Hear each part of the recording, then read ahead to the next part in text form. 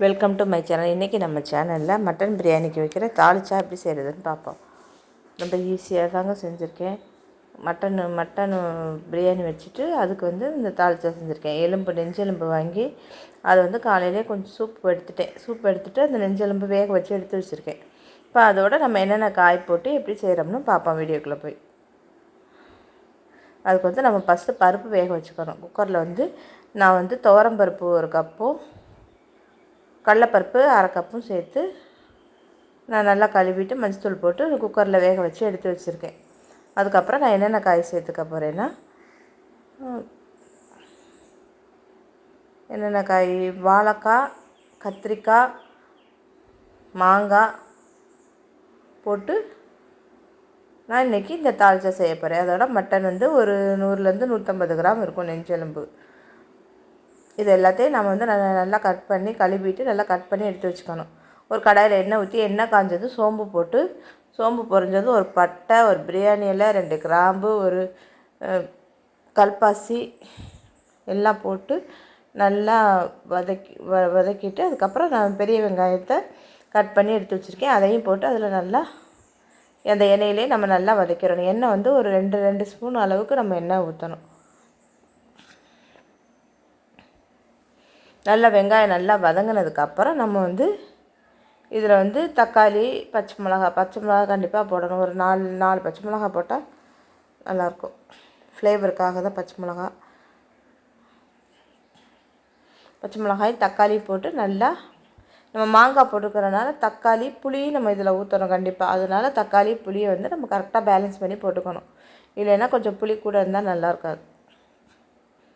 மாங்காய் ஒரு மாங்காயில் பாதி போட்டாலே போதும். நான் கொஞ்சம் கூடவே வைக்கிறதுனால ஒரு சின்ன மாங்காய் தான் அப்படியே போட்டேன். நீங்கள் பார்த்து போட்டுக்கோங்க.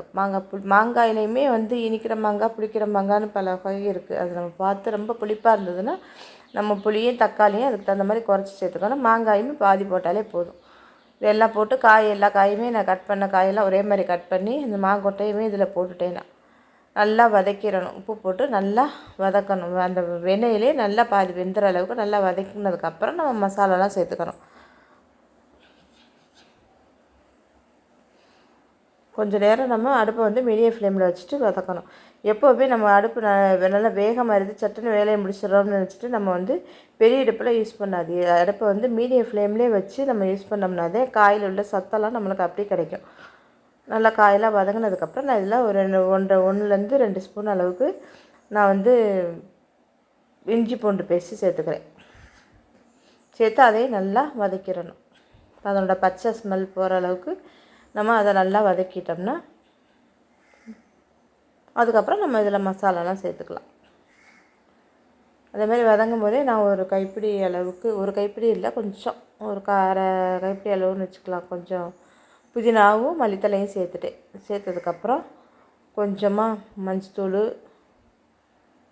நம்ம ஏற்கனவே பருப்புக்கு போட்டிருக்கோம். அதுக்கு அந்த மாதிரி கொஞ்சம் மஞ்சத்தூள், 1 ஸ்பூன் அளவுக்கு மிளகாத்தூளுக்கு, எங்கள் மிளகாத்தூள் நல்லா காரமான தூள், அதனால் 1 ஸ்பூன் போட்டிருக்கேன்.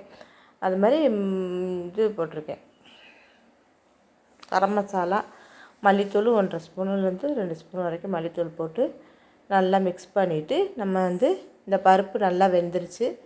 இந்த பருப்பையும் நம்ம அதில் சேர்த்துக்கணும். அதே மாதிரி நம்ம வேக வச்சு வச்சுருந்தா முதல்ல நான் நெஞ்செலும்பு சூப்புக்காக எடுத்துகிட்டேன். வேக வச்சு வச்சுருக்க நெஞ்செலும்பையும் இதில் சேர்த்து எல்லாத்தையும் ஒன்றா சேர்த்து நல்லா மிக்ஸ் பண்ணி விட்டுறணும். நல்லா மிக்ஸ் பண்ணிவிட்டு இதில் நான் புளி கரைச்சி வச்சுருக்கேன். இதுக்கு நான் தக்காளி போட்டது போக, மாங்காய் போட்டது போக, ஒரு சின்ன எலுமிச்சம்பழம் சைஸ் கிடையாது, சின்ன நெல்லிக்காய் சைஸ் அளவு தான் எடுத்திருக்கேன். அதையும் அதில் கரைச்சி ஊற்றி நம்ம இப்போல்லாம் போதுமானு பார்த்துட்டு நல்லா கொதிக்க விட்டு இறக்கிட்டோம்னா நம்மளுக்கு மட்டன் பிரியாணிக்கு சூப்பரான தாளிச்சா ரெடி ஆயிரும். இதே மாதிரி நீங்களும் செஞ்சு பாருங்கள்.